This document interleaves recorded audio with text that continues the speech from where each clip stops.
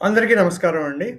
ఈసారి వీడియోలో జనవరి 9న విడుదలైన 'అక్కినేని నాగేశ్వరరావు' గారు చిత్రాల గురించి మాట్లాడుకుందాం. ముఖ్యంగా జయంతి పిక్చర్స్ వారి 'శ్రీ కృష్ణార్జున యుద్ధం' జనవరి 9, 1963న విడుదలై నేటికి 63 సంవత్సరాలు పూర్తి చేసుకుంటోంది. అలాగే జగపతి పిక్చర్స్ వారి 'ఆత్మబలం' 1964 జనవరి 9న విడుదలైందండి. నేటికి 62 సంవత్సరాలు పూర్తి చేసుకుంటున్నది. ఈ 2 చిత్రాలులో కూడా హీరోయిన్‌గా నటించింది అక్కినేని పక్కన సరోజాదేవి గారు. అదొక విశేషంగా చెప్పుకోవాలి. ముఖ్యంగా జనవరి 9న విడుదలైన 1963న విడుదలైన 'కృష్ణార్జున యుద్ధం' అక్కినేని నాగేశ్వరరావు గారు, నందమూరి తారక రామారావు గారు కలిసి నటించిన 11వ చిత్రంగా నిలుస్తుంది. ఈ చిత్రంలో నందమూరి వారు శ్రీకృష్ణుడిగా, అక్కినేని నాగేశ్వరరావు గారు అర్జునుడిగా నటించారు. అలాగే ఈ చిత్రం తర్వాతే అక్కినేని నాగేశ్వరరావు గారు నందమూరి వారితో మళ్ళీ తిరిగి ఏ చిత్రంలోని 14 ఏళ్ల వరకు నటించలేదు. ముఖ్యంగా అసలు పౌరాణిక చిత్రాల్లో నటించకూడదని నిర్ణయం తీసుకున్నారు.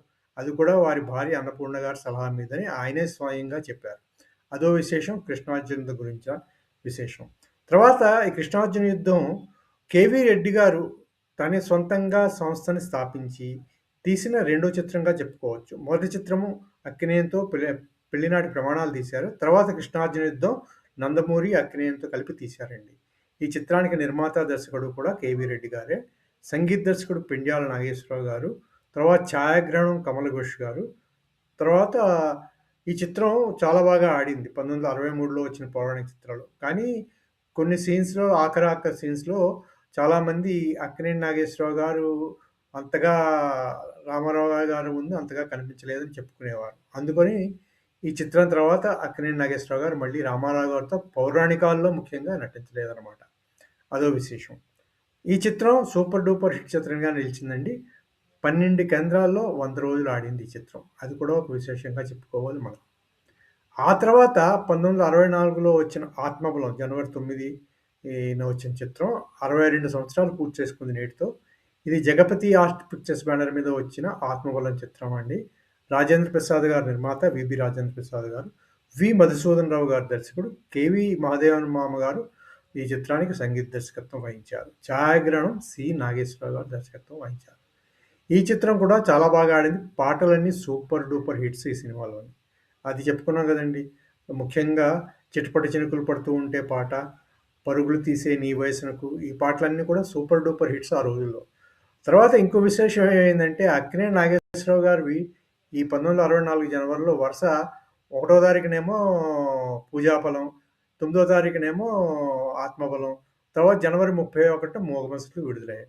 దాంతోటి మూగమనుషులు సూపర్ డూపర్ హిట్ అవ్వడంతో మిగిలిన చిత్రాలకి 100 రోజుల కేంద్రాలు చాలా తగ్గిపోయాయి. 'పూజాఫలం' ఇంతకుముందు వీడియోలో చెప్పుకున్నట్టు 2 కేంద్రాల్లో శతదినోత్సవం చేసుకుంటే, 'ఆత్మబలం' కూడా అలాగే 2 కేంద్రాల్లోనే శతదినోత్సవం జరుపుకుంది. మళ్ళీ సినిమా చూస్తే సూపర్ డూపర్ హిట్. ఇప్పటికీ పాటలన్నీ కూడా చాలా విపరీతంగా పాపులర్. అదొక విశేషంగా కూడా చెప్పుకోవచ్చనమాట. అవండి అక్కినేని నాగేశ్వరరావు గారు జనవరి 9న విడుదలైన చిత్రాల విశేషాలు. ఇందులో మనం చెప్పుకున్నట్టు ఈ 2 చిత్రాల్లో కూడా సరోజాదేవి గారు అక్కినేని నాగేశ్వరరావు గారి పక్కన హీరోయిన్‌గా నటించారు. అది కూడా ఒక విశేషం. అందులో ఒకటి పౌరాణికము, ఒకటి సూపర్ డూపర్ హిట్ సాంఘికము. ఈ చిత్రాలు విశేషాలు ఇవన్నమాట. 'ఆత్మబలంలో' ఇంకో ముఖ్య పాత్ర జగ్గయ్య గారిది. అది కూడా మనం చెప్పుకోవాల్సిన విశేషం.